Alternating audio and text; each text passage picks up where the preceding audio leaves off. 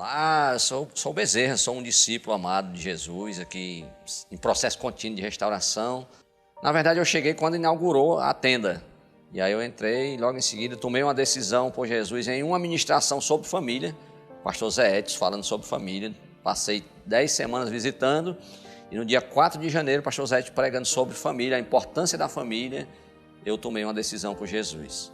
Mas se eu for olhar para o meu contexto antes, meu contexto familiar, eu já tenho 30 anos de casado. E quando eu decidi caminhar com a minha esposa, conviver com a minha esposa, ela já tinha um casal de filhos, que são meus filhos hoje, que é o Rogério e a Camila. E eu decidi que iria conviver com ela, que iria assumir aquela família. Os meninos tinham 8 anos de idade, o Rogério, a filha com 2, e eu decidi, mesmo sem ter uma caminhada cristã, mas eu tinha princípios de responsabilidade, então eu decidi assumir aquela família. Iniciamos um processo, uma caminhada mesmo, de longos anos, onde eu fui percebendo que não era só flores. No início eu fui com aquele momento da paixão, de ver o momento de paixão mesmo, mas aí quando eu vou conviver para dentro da casa, aí foi que eu entendi que a família iria crescer, que as dificuldades viriam, que as transformações aconteceriam. Foi quando eu vi os meninos crescendo e junto com o crescimento dos meninos vieram as dificuldades, tanto para mim como para a Samira.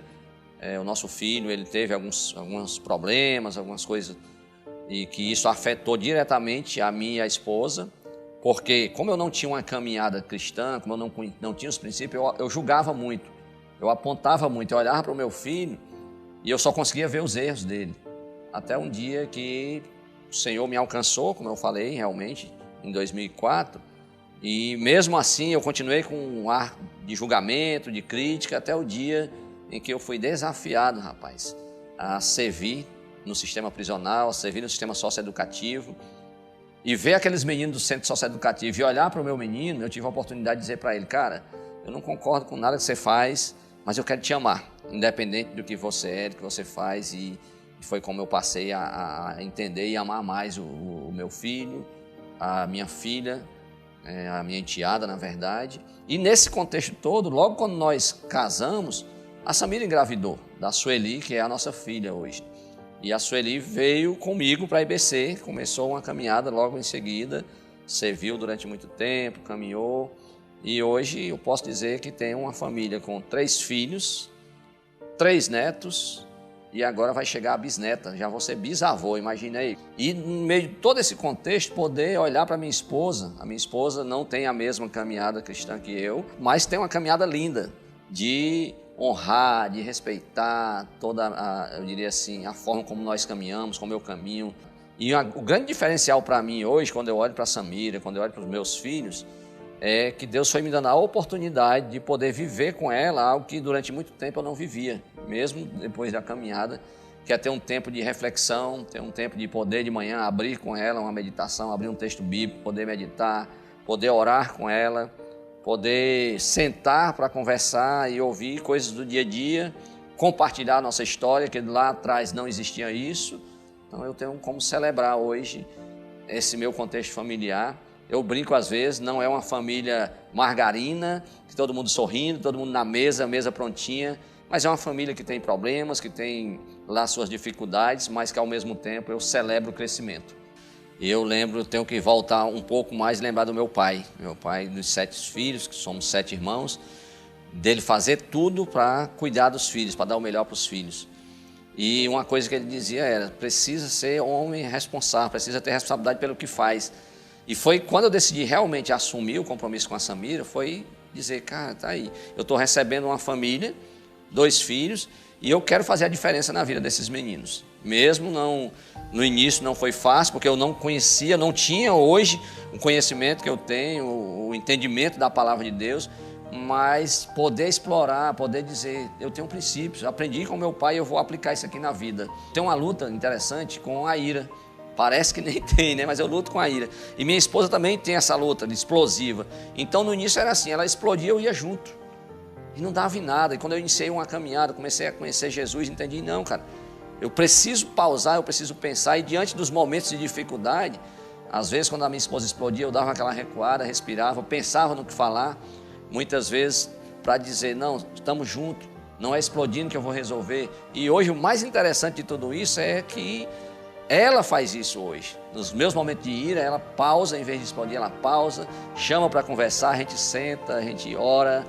E isso é tão bom, sabe, entender esse senso de responsabilidade, de poder crescer junto, de entender que não é no grito, que não é de qualquer jeito, mas é colocando, trazendo Jesus para o centro, trazendo Ele para fazer parte daquele momento. E isso hoje, eu posso dizer, faz a diferença na minha caminhada com a minha esposa. Glória a Deus. Glória a Deus, eu saúdo a igreja com a paz do Senhor Jesus. Amém? Amém, assim seja, a confirmação da bênção de Deus. Queridos, meu nome é Welton, alguns já me conhecem, oi. Vim aqui falar um pouquinho sobre família, continuar no nosso tema tão importante que Deus tem dado à direção da igreja. Algo tão maravilhoso, e nós sabemos que o ataque do inimigo às famílias, ele é real, ele acontece de forma incessante, que nós precisamos estar alicerçados na palavra de Deus, para guardar os nossos lares, para protegermos as nossas famílias, estarmos fundamentados na palavra. Eu quero começar hoje com alguns dados estatísticos, para que nós possamos entender a situação das famílias. Eu vou falar do Brasil, mas nós sabemos que no mundo não é diferente. No Brasil, por exemplo, 1 em cada 3 casamentos acabam em divórcio. Isso é a fonte dessa informação é de um site chamado Consultor Jurídico, um site especializado em assuntos jurídicos de alta credibilidade. Um em cada 3 casamentos acaba em divórcio. Em 2021, segundo o IBGE, foram 80.536 separações, 4% a mais do que em 2020. Enquanto isso, no Brasil a população cresce 0,7%. Vejam a discrepância. Vejam como tem crescido a investida do inimigo, a investida do diabo em cima das famílias. Nós sabemos que a família é o alicerce da sociedade. Isso sempre foi dito e é verdade. Quando destrói as famílias, destrói tudo. Segundo a Agência Brasil, o período médio de casamento em 2019 foi de menos de 10 anos em 49,8% dos casamentos. No ano de 2009, 10 anos antes, era 30,4% esse índice. Portanto, quase que dobrou em 10 anos os casamentos que se dissolvem antes de 10 anos de casados. Por que tudo isso acontece? Porque os valores cristãos estão sendo atacados, os valores morais, os costumes, tudo que alicerça a família tem sido atacado por todo tipo de mídia, de movimento. Ainda conforme o IBGE, os brasileiros têm casado menos. Segundo o IBGE, em 2019 foram registrados 1,2 milhão de casamentos, que é uma queda de uma queda de 2,7% em relação ao ano anterior. Estão casando menos. O brasileiro casa menos. Por que isso? Porque exatamente esses valores que sustentam um relacionamento, eles têm sido distorcidos, eles têm sido destruídos, eles têm sido mudados de uma forma sutil, onde a cultura do Brasil está mudando, a relativização das coisas de Deus está acontecendo, principalmente na família. O mundo vai distorcendo. O mundo vai distorcendo os valores, o mundo vai implantando nova cultura, o mundo vai dizendo que tudo que acontece contrário à palavra de Deus é normal. O inimigo quer destruir as famílias, queridos, e aí é onde nós temos que entender que a nossa luta, ela é espiritual. E aí é onde nós temos que entender que nós precisamos de Jesus, nós precisamos estar baseados na fé, para podermos enfrentar essas batalhas. Não é com a nossa força, com a força do nosso braço, não é com a nossa musculatura, não é com treinamento em artes marciais, porque a luta é espiritual. O apóstolo Paulo, escrevendo aos Efésios, já havia dito isso: a nossa luta não é contra a carne, não é contra o sangue, mas contra os principados, contra as potestades, contra os poderes espirituais da maldade. E como que nós podemos estar preparados para essa luta se nós não nos alimentarmos da palavra de Deus? Como que nós podemos estar preparados para essa luta se nós não oramos? O alimento que tem servido muito por aí, sido servido, é alimento impuro, ruim. Há 2 semanas, eu não sei quantos viram essa notícia, a maior rede de fast food do mundo deu uma declaração, depois de muita pressão das autoridades internacionais, deu uma declaração de que o seu sanduíche de picanha não tinha picanha. Mas quando você olhava para o sanduíche, ele tinha aparência de picanha, sabor de picanha, mas aquele sabor vinha da essência que botavam no molho. Aí quando isso foi descoberto, o principal concorrente deles, também uma grande rede de fast food no mundo, confessou que o seu sanduíche de salmão não tem salmão. Cara de salmão, cheiro de salmão, sabor de salmão, mas não é salmão. Cara de picanha, sabor de picanha, cheiro de picanha, mas não é picanha, é falso. Mas tem a aparência do legítimo. Nós nos preocupamos com a nossa saúde, isso hoje em dia mais do que nunca. Nós não comemos isso, nós só comemos aquilo porque queremos um corpo saudável, mas e o espírito? E qual a preocupação com o alimento puro, o alimento espiritual que seja puro? Porque o alimento falso, ele parece com o verdadeiro também espiritualmente. Daí, queridos, a necessidade de nós estarmos alicerçados na palavra, aprendendo da palavra, para quando for ministrado algo que está contrário à palavra, nós possamos identificar, porque a nossa base de fé é essa.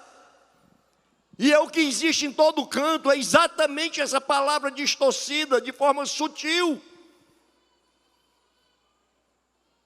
E nós precisamos conhecer a verdadeira. Sabe por quê? Porque se você estiver no lugar, mesmo aqui na IBC, aonde aqui nesse púlpito, eu ou qualquer pastor, ou qualquer outro irmão estiver pregando a palavra, que não seja conforme a palavra de Deus, fuja daqui. Glória a Deus, porque aqui ela é pregada da forma legítima, real. Porque o nosso objetivo é agradar a Deus, é cumprir o chamado que Deus deu para esta igreja, para esta comunidade. Amém? Você está comigo? Deus, Ele criou a família. A instituição da família é plano de Deus. Foi pensado por Deus, foi instituído por Deus, não foi por qualquer pessoa. E Ele criou a família com alguns parâmetros. Quando nós olhamos já em Gênesis 2:24, Ele cria ali a família. Está escrito: por essa razão, o homem deixará pai e mãe e se unirá à sua mulher, e eles se tornarão uma só carne. Aqui Deus teve um objetivo. Aqui Deus teve um objetivo que foi criar a família. Todo o plano de Deus está na família, faz parte de forma fundamental. Deus os abençoou e lhes disse, Gênesis 1:28, sejam férteis e multipliquem-se, encham e subjuguem a terra, dominem sobre os peixes do mar, sobre as aves do céu, sobre todos os animais que se movem pela terra. Essa foi a ordem de Deus, crescer e multiplicar. Hoje ninguém quer ter mais filhos. Eu tenho 4, vou falar um pouquinho mais sobre isso. Na minha época era difícil, sim, era difícil.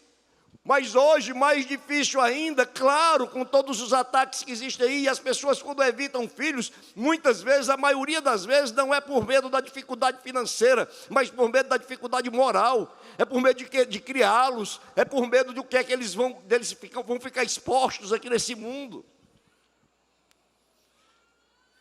Por isso que Deus estabeleceu padrões. Deus estabeleceu padrões para o casamento. Gênesis 2:24, Ele está dizendo, deixará o homem e a mulher, e se unirão, e se casarão. Efésios capítulo 5, versículo 25, um padrão de Deus, a liderança do homem. Maridos, ame cada um a sua mulher, assim como Cristo amou a igreja e entregou-se por ela. Em Efésios capítulo 5, versículo 24, a submissão da mulher, assim como a igreja está sujeita a Cristo, também as mulheres estejam em tudo sujeitas a seus maridos. Padrão de Deus, mas aqui vamos abrir um parêntese para explicar. Submissão bíblica. A submissão bíblica, queridos, é diferente do que muitos querem pregar como uma realidade.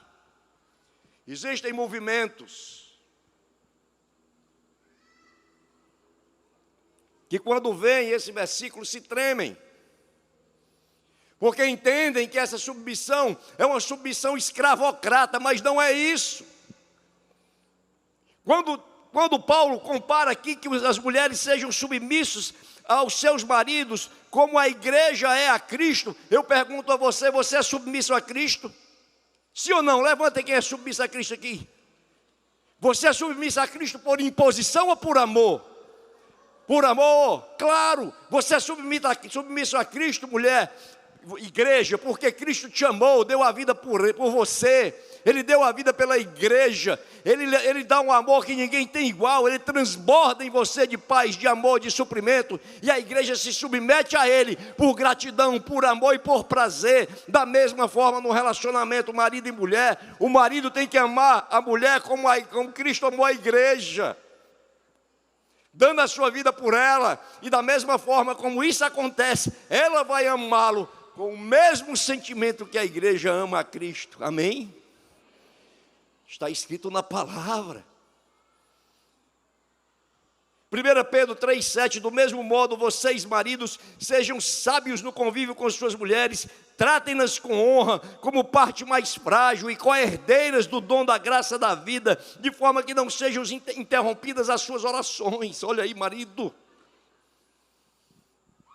Se você não trata a mulher dessa forma, até sua oração é interrompida.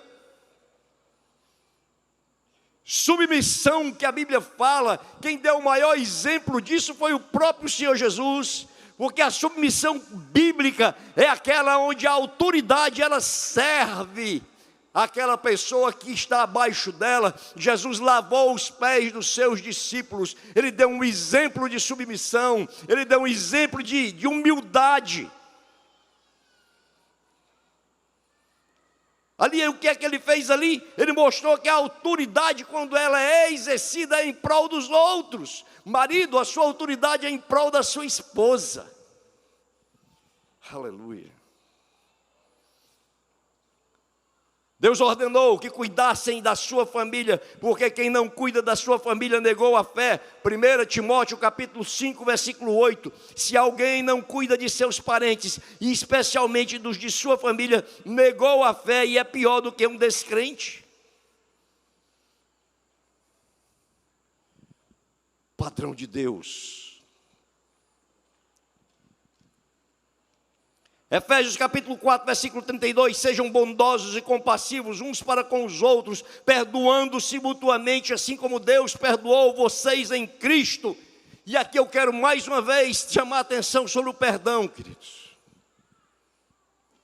Já disse aqui em outras ocasiões, perdão não é sentimento, e sim decisão. Você decide perdoar, você decide amar, você age. Ah, mas eu não estou sentindo no coração de perdoar meu esposo, eu não estou sentindo no coração de perdoar minha esposa, meu filho, meu pai, minha mãe, meu amigo, meu irmão. Você não tem que sentir nada, querido, você tem que decidir. Amém? Você decide, olha, quando eu olho para ele, o que o meu coração quer mesmo é que eu vá lá trucidá-lo. Mas eu vou amá-lo, eu decido perdoá-lo, e você está perdoado, meu amor, em nome de Jesus. E quando você faz isso, o seu coração é tratado, e aquele sentimento que você buscou para perdoar vai surgir agora, depois que você agiu. Você está comigo? É dessa forma. Não adianta querer inverter, porque não funciona. Decisão. Em Efésios capítulo 4, versículo 30 a 31, Paulo nos faz da raiz de amargura que entristece o Espírito Santo. E ele diz assim: olha, o Espírito Santo habita em vocês. A raiz de amargura, ela entristece. A amargura entristece o espírito. Quando nós estamos cheios de uma amargura, ele fica triste. Não entristeçam o Espírito Santo de Deus, com o qual vocês foram selados para o dia da redenção. Aleluia, pode continuar. Livrem-se de toda amargura, indignação e ira, gritaria e calúnia, bem como de toda maldade. Não entristeça o Espírito de Deus. A amargura entristece o Espírito de Deus. Não quer dizer com isso que quando você vai entristecer o Espírito de Deus, você vai perder a sua salvação. Não, você é selado. Eu sou selado pelo Espírito, mas nós vamos perder a plenitude da alegria do Espírito, da própria salvação. Não entristeceis o Espírito. Quem é pai e quem é mãe, tem uma comparação aqui para nós entendermos isso. Quem é pai e quem é mãe, quando vê os filhos brigando entre si, se entristece. Se entristece, os filhos estão brigando, você se entristece.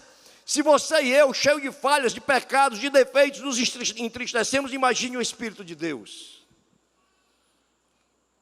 Raiz de amargura. Em Hebreus está escrito: tomem cuidado para que nenhuma raiz de amargura brotando em seu coração cresça, contamine a você e a muitos e te afastem da graça de Deus. Olha aqui, advertência. Que advertência que o escritor sagrado deixou registrado.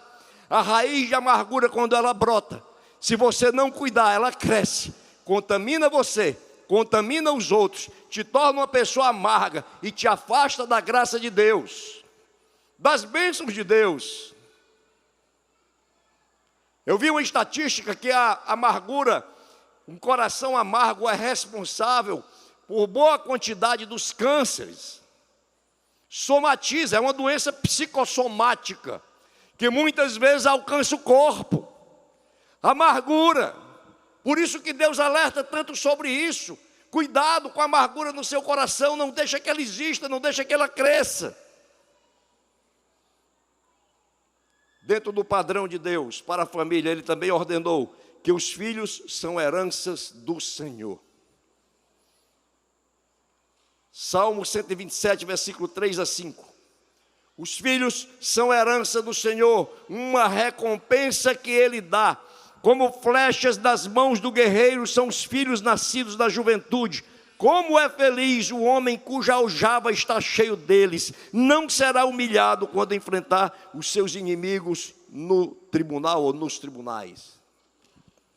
Quem já assistiu um filme épico, já viu um arqueiro. O arqueiro, ele leva aqui nas costas a aljava, uma bolsa de couro, onde ele coloca as flechas. E quando ele puxa aquela flecha, ele pega o seu arco e ele lança aquela flecha o mais distante possível para atingir um alvo. Deus está comparando aqui os filhos às flechas e os pais ao arqueiro. Quando o arqueiro vai preparar a sua flecha, antes de ele usá-la, ele prepara com zelo, com esmero. Ele deixa ali a flecha bem retinha, sem ondulação, para que ela possa ir o mais longe possível e alcançar o alvo. Ele faz a ponta da flecha com todo cuidado, e quando essa flecha está toda preparada, ele coloca no seu arco, e ali sim ele atira, ele lança longe. Queridos, nós somos os arqueiros, os nossos filhos são as flechas. Nós precisamos prepará-los com cuidado, com zelo, para quando estiverem prontos, nós os lançarmos para este mundão, de uma maneira onde eles possam enfrentar, fundamentados na palavra, alicerçados na fé, com princípios morais, com dignidade, com caráter, e muito mais longe do que nós já fomos um dia. Aleluia, glória a Deus, glória a Deus. Deus ordenou que os pais cuidassem dos filhos que são sua herança, instruindo-os, ensinando-os, não irritando-os. Os pais devem ser exemplos. Provérbios, versículo 22, versículo 6, capítulo 22, versículo 6. Instrua a criança segundo os objetivos que você tem para ela. Em outras versões, segundo os caminhos que deve andar, e o passar dos anos não se desviará deles. Deuteronômio 6, versículos 6 e 7. Que todas essas palavras que hoje lhe ordeno estejam em seu coração. Ensine-as com persistência a seus filhos. Converse sobre elas quando estiver sentado em casa, quando estiver andando pelo caminho, quando se deitar e se levantar.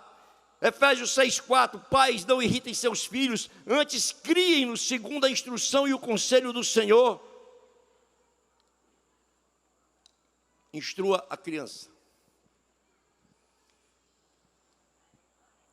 Eu tenho visto nos últimos anos os pais se deixarem conduzir por filhos menores.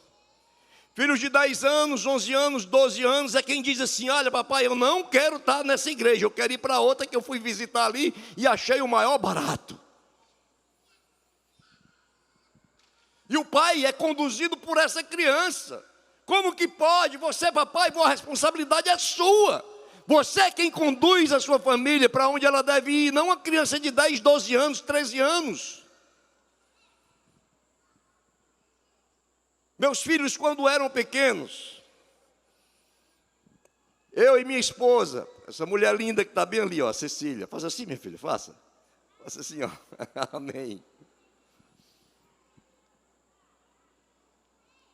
Esposa que Deus me deu e que eu amo cada vez mais. Quando os nossos filhos eram pequenos, que nós íamos para a igreja, muitas vezes eles queriam dizer: não, eu não vou. Na idadezinha de adolescente ali, 9, 10, 11, 12 anos, não vou. Vai sim. Vai sim. Eu não quero, mas vai sem querer. E nós fomos radicais nisso, e a minha esposa mais radical ainda, e glória a Deus por isso.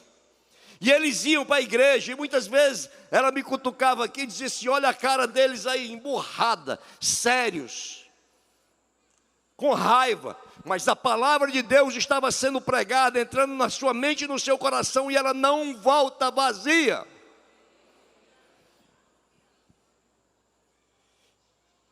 Na medida em que foram crescendo, eles foram amando essa palavra, foram amando o próprio Senhor Jesus Cristo. Eles foram lá se engajando na obra de Deus. A palavra de Deus não volta vazia. Pai, a responsabilidade é sua. Mãe, a responsabilidade é sua. Não queira transferir para o pastor, não queira transferir para o líder de ministério. Não queira, porque é você que vai dar conta. Herança do Senhor que Ele colocou nas suas mãos. Seja exemplo, exerça autoridade conforme a Bíblia. Conduza nos caminhos em que Ele deve andar, que eles devem andar. Porque não vão se desviar, e se um dia se desviarem, eles voltam. Porque a palavra está plantada. Lembra do filho pródigo? Voltou. Quem tem o Espírito Santo de Deus habitando em você, não peca em paz. Até peca, mas não em paz. Até luta contra áreas da sua vida, nós lutamos. Cada um de nós tem uma área mais difícil. Mas quando nós não conseguimos vencer, nós não estamos felizes, nós não nos conformamos com isso, nós não ficamos em paz, porque o Espírito de Deus que habita em nós é santo. E o que mais nós queremos na vida é agradar a Deus. Eu, pelo menos, o que eu mais quero é agradar a Deus. Mas quem sou eu, um pecador, falho, para agradar um Deus poderoso, santo, verdadeiro, maravilhoso, lindo? Se Ele mesmo não me ajudar nisso. E como que Ele me ajuda nisso? Na leitura da palavra, na oração, enchendo o meu coração, transformando o meu coração. Padrão bíblico para a família. Também tem orientações aos filhos. Aqui tem muitos filhos, tem jovens aqui.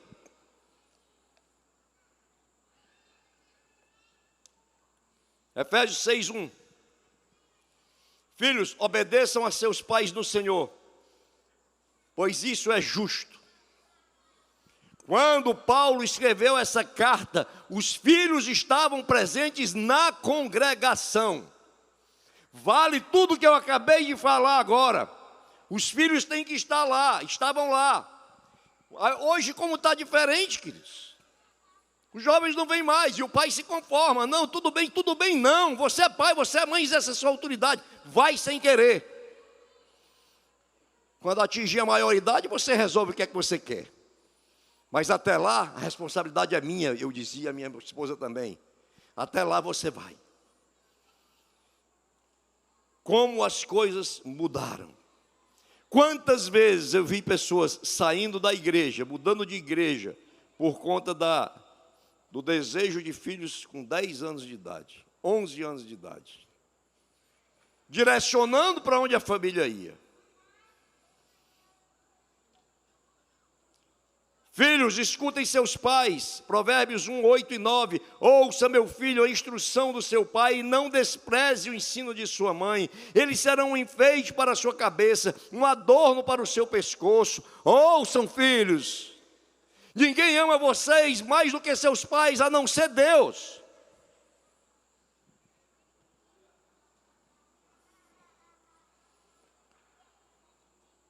Honre teu pai e tua mãe, Êxodos capítulo 20, versículo 12. Um mandamento com promessa, nós vamos ver aqui na frente. E aí, queridos, quando nós temos essa conduta com o padrão de Deus na nossa família, nós somos recompensados. Amém. Salmo 128, versículos 1 a 3. Como é feliz quem teme ao Senhor, quem anda em seus caminhos. Você comerá do fruto do seu trabalho e será feliz e próspero. Sua mulher será como videira frutífera em sua casa. Seus filhos serão como brotos de oliveira ao redor da sua mesa. Olha que coisa linda. Que recompensa maravilhosa. Os filhos dos filhos, Provérbios 17, 6. Os filhos dos filhos são uma coroa para os idosos, e os pais são o orgulho dos seus filhos. Deuteronômio 28, 4. Os filhos do seu ventre serão abençoados, como também as colheitas da sua terra, e os bezerros, e os cordeiros do seu rebanho. Recompensa. Bênção de Deus.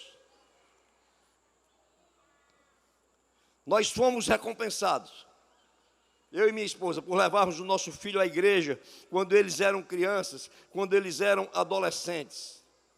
Como eu disse, passaram a amar Jesus, começaram a participar dos ministérios dentro da igreja. Aliás, eu quero só abrir um parêntese, vai ter aqui uma conferência Soma, onde você, jovem, deve fazer sua inscrição. Lá você vai descobrir o seu talento, o seu dom, para poder servir na igreja também. E servir a Deus é privilégio, é bênção.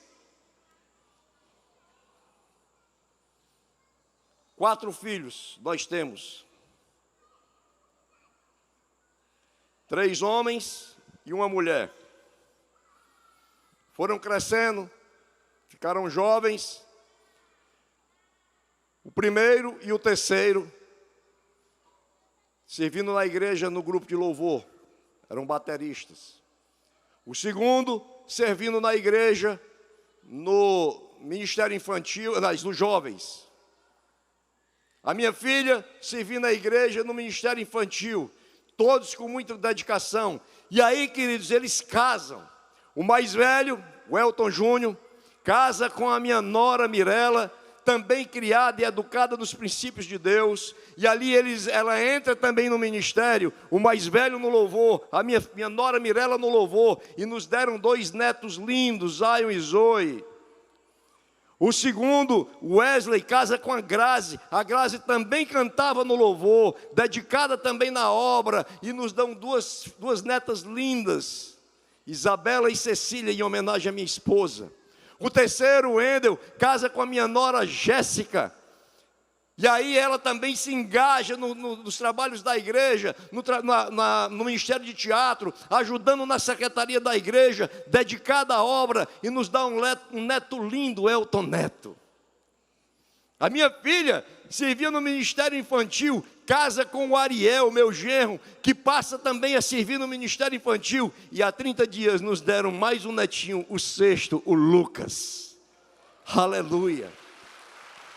Está aqui minha família, vai aparecer aqui, olha, vai aparecer aqui a foto deles, bênção que Deus nos deu, glória a Deus por isso, e também alguns estão presentes aqui. Levante aí, meus filhos que estiverem aqui hoje, levanta, para a glória de Deus. Filho, noras, que tem 2 filhos, 2 noras e vários netos. O outro não mora em Fortaleza, não está aqui por isso. E a minha filha não está aqui também porque descansou há poucos dias, está cuidando do Lucas. Está aqui. bênção de Deus. Glória a Deus por isso.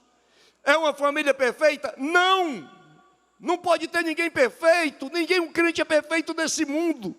Mas é uma família alicerçada na palavra, a despeito de todas as suas dificuldades e suas lutas, onde o amor prevalece, o amor fala mais alto. A Bíblia diz que a vereda do justo é como a luz da aurora, onde vai brilhando mais e mais até ser dia perfeito. Nós não seremos perfeitos até sermos transformados na glória, mas a cada dia até lá, nós vamos crescendo. O Elton hoje tem que ser melhor do que o de ontem, o de amanhã tem que ser melhor do que o de hoje, o de depois da manhã tem que ser melhor do que o de amanhã, e assim nós vamos caminhando. O dia quando você acorda 4 horas da manhã, por exemplo, está escuro. O tempo vai passando, 5 horas começa a clarear, 6 horas está claro, e à medida que o tempo passa, meio-dia, claridade completa. A vereda do justo é como a luz da aurora, vai brilhando, brilhando, brilhando até ser dia perfeito. Amém? Você está comigo? Glória a Deus.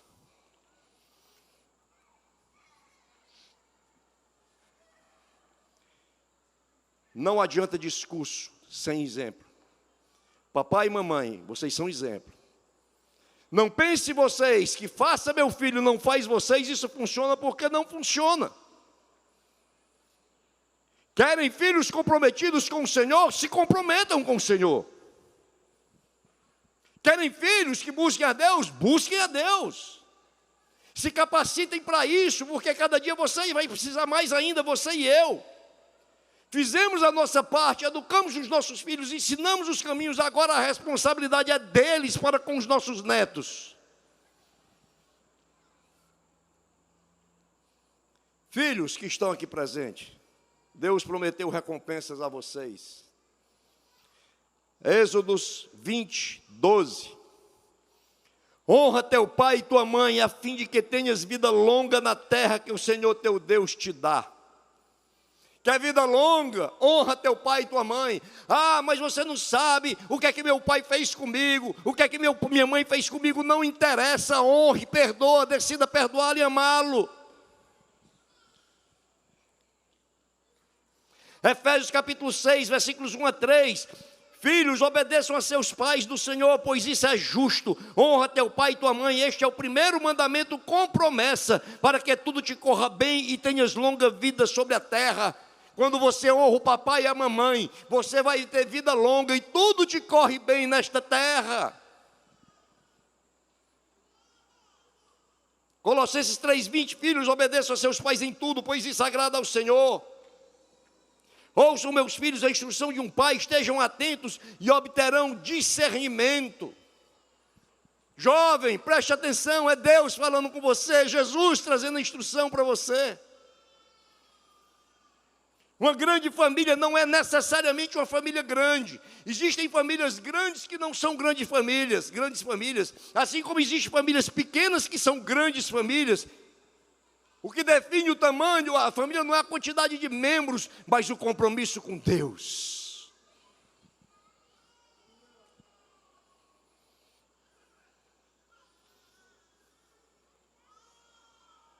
Louvo a Deus por tudo que Ele tem feito por nós.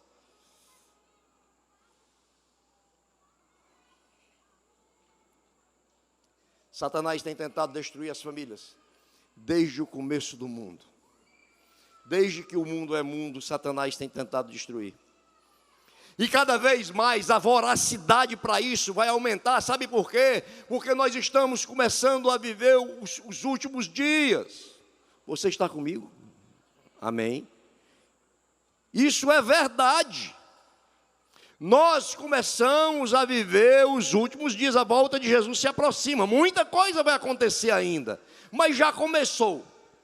E aí, o inimigo sabe que a hora dele está chegando, e a investida dele vai ser cada vez maior, e você já pode observar isso. Abra a mídia, qualquer que seja ela, veja que valores seus filhos estão recebendo do mundo. Não tem nada de cristianismo naquilo que o mundo tem pregado. Pelo contrário, ele tem se levantado contra os valores cristãos de uma maneira que jamais aconteceu igual. Desde o começo do mundo, ele tem investido nisso. Quando Deus criou o homem, Adão e Eva, Satanás investiu contra esse casal, quando enganou Eva, que enganou Adão, e o resultado foi trágico. Já imediatamente o resultado dali já foi trágico. Sabe o que aconteceu? O conflito entre aquele casal, um culpava o outro. Não, foi a mulher que tu me deste. Eu não, mulher que tu me deste. Não, foi o marido. Assuma a responsabilidade. Assuma a responsabilidade dos erros. Se arrependa diante de Deus, peça perdão.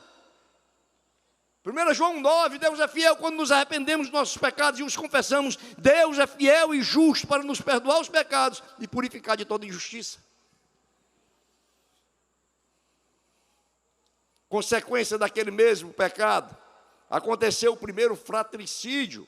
Irmão matando irmão, Caim matou Abel. Investida do diabo na primeira família. Poligamia.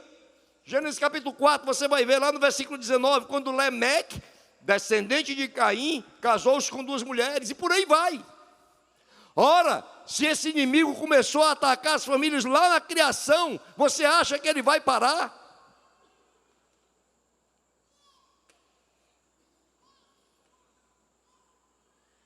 Talvez você esteja sofrendo esse tipo de ataque na sua família. E muitas vezes você diz assim, olha, no meu caso eu não sei mais o que fazer. Eu acho que não tem jeito sim. Eu estou falando aqui de um Jesus poderoso, para quem não há nada impossível. Que cura, salva, liberta e transforma.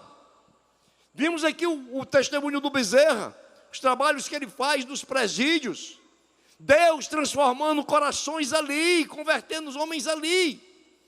Há pouco aqui, antes de começar o culto, eu tive o prazer de conversar com um irmão que é do Grão, me contando a história dele, como Deus está transformando a vida dele, porque para Deus não é impossível. Aleluia. Davi passou por uma situação extrema, queridos. Eu não pedi o versículo para colocar aí, mas eu vou ler. 1 Samuel capítulo 30, versículos 1 a 6. Quando Davi e seus soldados chegaram a Ziclag, no 3º dia, os amalequitas tinham atacado Neguebe e Ziclag e haviam incendiado a cidade.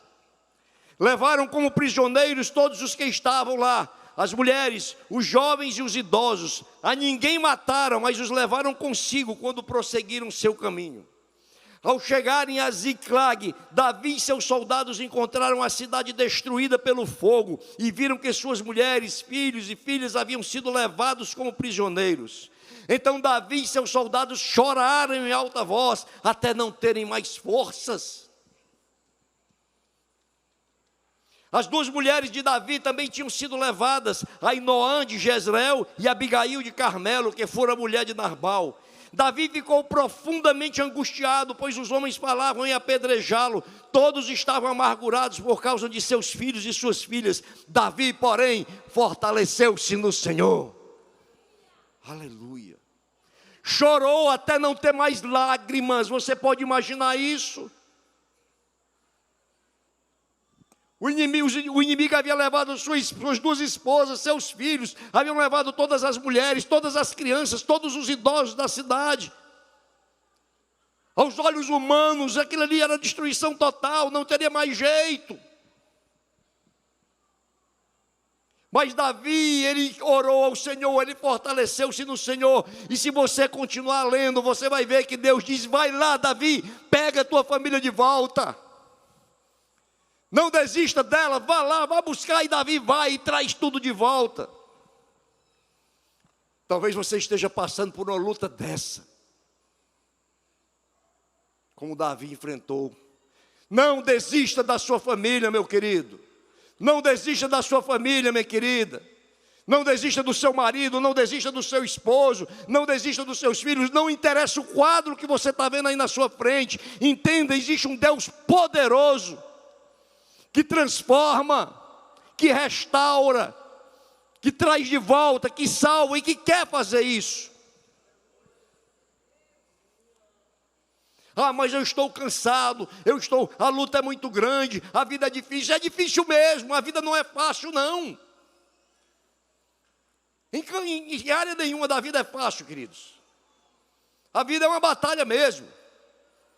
Mas se com Jesus é difícil, sem Ele é impossível. Ele honra a fé. Ele honra a fé. Não desista da sua família. Quero convidar o grupo de louvor para cá, os irmãos. Davi não desistiu. Buscou o Senhor em oração. E Deus diz, vai lá, vá buscar, que eu sou contigo. As investidas serão maiores. Você está disposto a lutar por ela? Amém? Você está disposto a lutar pela sua casa, queridos? Porque se você não tiver, ninguém luta por você, não. Você está comigo, sim ou não? É você, mas você não luta sozinho. Você vai com Jesus que te garante a vitória. Davi venceu, você vence também. Coloca diante de Deus, se fortalece no Senhor.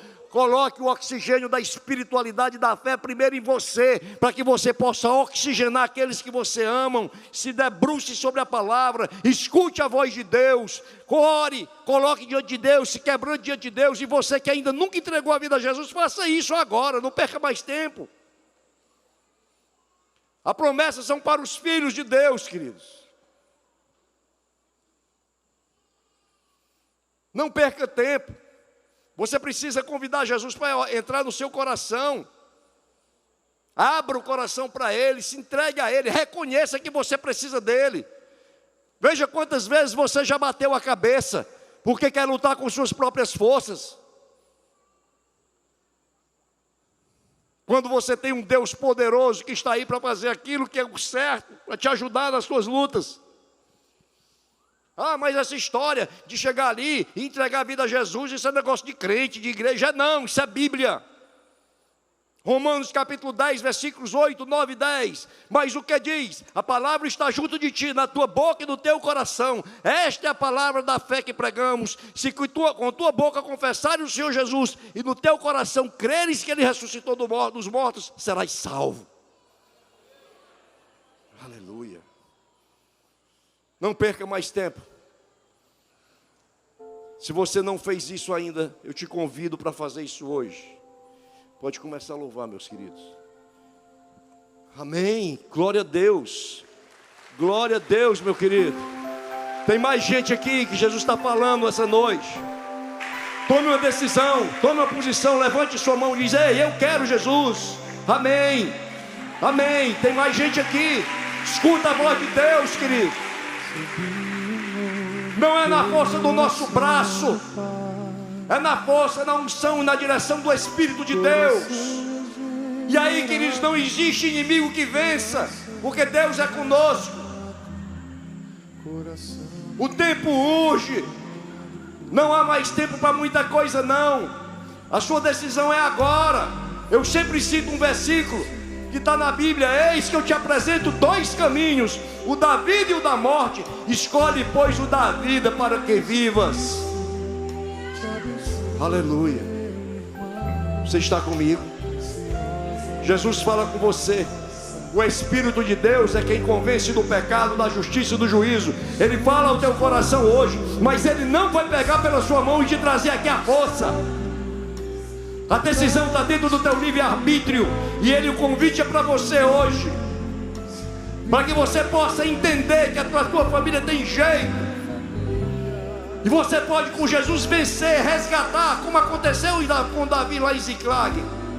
Tem mais alguém aqui que queira fazer isso? Queira entregar a vida a Jesus? A hora é essa. Tenha coragem, porque se você não tiver coragem de entregar a vida a Jesus, que coragem você vai ter para batalhar por ela? Amém. Amém. Vem aqui à frente, tem espaço. Muito espaço, aliás.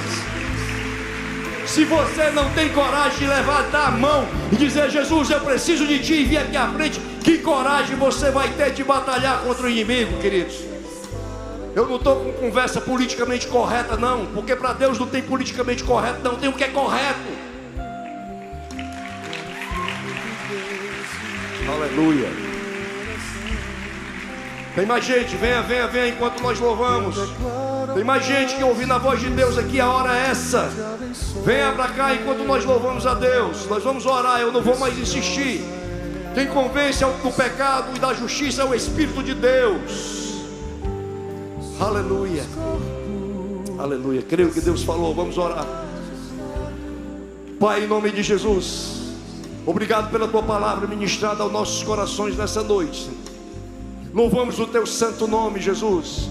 Tu és o nosso Senhor, o nosso Salvador, o nosso Redentor. Nós reconhecemos que precisamos de Ti, Senhor. Traz, meu Deus, a fé, a força, a disposição necessária para lutarmos pelas nossas famílias, pelo nosso cônjuge, pelos nossos filhos, pelos nossos irmãos. Traz, meu Deus, a disposição, a coragem, a fé, a força, porque o que depender de nós, nós faremos, mas nós somos dependentes da Tua força. Em nome de Jesus, Senhor, eu te apresento esses que vieram aqui à frente, dando um passo de fé, Senhor, reconhecendo humildemente que necessitam de Ti, Senhor. O Senhor conhece cada história, cada vida aqui, as lutas que eles já tiveram, as lágrimas derramadas. Deus, eu não conheço, mas o Senhor conhece. Vem agora, Senhor, com o Teu Espírito, com a unção do Teu Espírito, visita cada um deles. Enche com a Tua paz, enche com o Teu poder, com o Teu amor e com a fé, Senhor, de que uma nova história se escreve a partir de hoje, para a glória do Teu santo nome. Em nome de Jesus, Senhor, abençoa todos que aqui estão. Derrama, Senhor, sobre todos nós da graça, da unção e do poder do Teu Espírito. Em nome de Jesus. Amém. Queridos, só mais baixo um pouquinho sobre o que eu falo. Queridos, eu falei de uma família que Deus me deu. E Deus me deu uma outra família aqui na IBC. Chegamos aqui, eu e minha esposa, num momento muito difícil da nossa vida espiritual, não, eu diria ministerial. Sempre, desde quando nos convertemos, servimos a Deus. Passamos por lutas muito grandes. Aos 10 anos de casados, mais ou menos ali nesse período que a gente leu a estatística, estávamos nos separando. Eu tinha um flat para me mudar, uma minuta de uma separação judicial pronta. Até que um casal de Deus nos visitou, nos apresentou Jesus. Esse casal hoje está na glória. E ali nós conhecemos a Jesus. E Ele restaurou todas as coisas. Ele fez nova todas as coisas. E Ele nos deu essa família linda que vocês viram, que nós mostramos há pouco. Aleluia. Mas as dificuldades da vida, as coisas que acontecem, que muitas vezes nós não entendemos e nem precisamos entender, nós precisamos é crer. Em determinado momento nós estávamos muito angustiados com relação aos nossos ministérios. Deus nos direciona a IBC na pessoa do pastor Armando Bispo e da Elô. Ali, queridos, nós fomos acolhidos com tanto amor. Ali nós fomos ajudados, orientados, pastoreados. Todos nós precisamos ser pastoreados. Os pastores precisam ser pastoreados uns pelos outros. Eles também precisam e são. E aí nós conhecemos essa família linda que é a IBC Fortaleza, aonde o amor de Deus transborda, aonde existe uma pregação da palavra de forma honesta, sincera, reta, aonde existem pastores, líderes íntegros. Eu tenho convivido com esses homens nos últimos anos, íntegros, integridade rara, principalmente no meio eclesiástico, mas que acontece, tem muitos assim. E eu quero propor que nós terminemos esse culto nessa noite de uma maneira diferente. Nós vamos louvar esse hino que meus irmãos há pouco estavam louvando. Uma família. Nós somos uma família de Jesus. Aqui nessa tenda, queridos, existe uma pequena parcela de uma família que está no mundo inteiro.